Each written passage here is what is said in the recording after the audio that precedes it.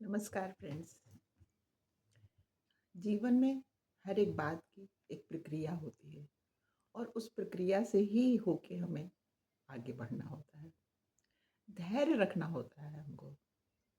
मेहंदी का कलर कितना सुंदर होता है जब हथेलियों पे लगती है। लाल कलर सबके मन को मोह लेता है, लेकिन यदि हम उसके वृक्ष को काट देंगे तब वो कलर हमें प्राप्त नहीं होगा। उसके लिए एक प्रक्रिया से हमें गुजरना ही होता है। पहले पत्तियों को चुन के तोड़ना, फिर उनको पीसना, पीस के हथेली पे धरना और फिर धैर्य से प्रतीक्षा करना। तब जब हम उसको हटाते हैं तब उसके बाद वो प्यारा सा कलर हमें प्राप्त हो जाता है। इसी तरह दूध में हम पूड़ी नहीं तल सकते। जैसा कि आप सभी जानते हैं कि दूध से ही घी बनता है, लेकिन उसके लिए भी एक विशेष प्रक्रिया से ही होके हमें करना होता है। पहले दूध को भिगोना, फिर उसमें से मक्खन का निकालना, फिर उसको गर्म करके तब वो घी हमें प्राप्त हो सकता है। कहने का तात्पर्य बस इतना सा है कि हर एक काम एक अपनी गति से, अपनी एक निश्चित प्रक्रिया से होकर ही गुजरता है।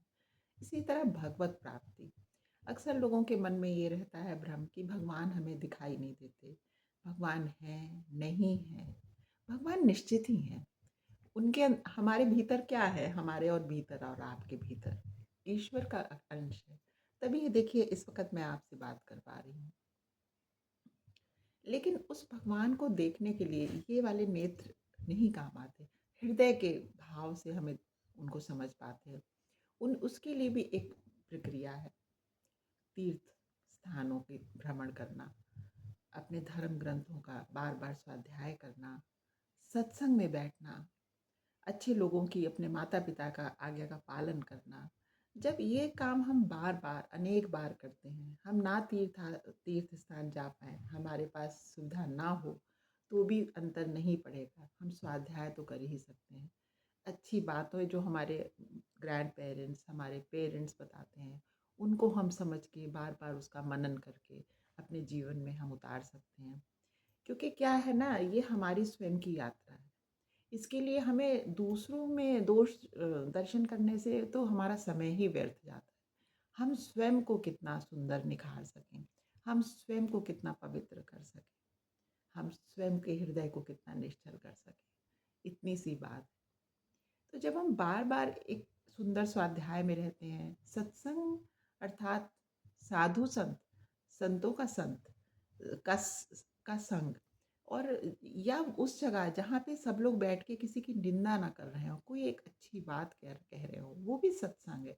कि हम घर में बैठ के पति पत्नी अपने बच्चों के संग बैठ के सुंदर सी बातें करें। जहाँ निरर्थक बातें हो रही हैं वहाँ ना बैठें, वो भी सत्संग है। अच्छी पुस्तकें पढ़ें। ऐसा नहीं है कि हम संन्यास लेके जंगल में चले जाएं। हम घर में रह के ही अपने धर्म से हर अपने कर्तव्यों का पालन कर लें, वो भी सत्संग है, वो भी एक पूजा है।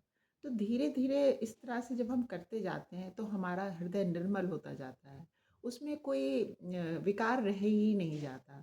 और जब उस दूषित चीज़ों की धुंध छटने लग जाती है तो हमें एकदम प्रत्यक्ष साक्षात्कार हो जाता है, क्योंकि हम तो उसको बाहर ढूंढ रहे हैं जबकि वो तो हमारे हृदय में ही विराजमान है। बस ये सोचिए, आप सब लोग इस बात को अच्छी तरह जानते होंगे। मैंने तो बस इस बात को एक केवल दोहराई ही दिया है। आज के लिए इतना ही। आप लोगों ने मेरी बात सुनी, बहुत बहुत thank you friends. God bless you all.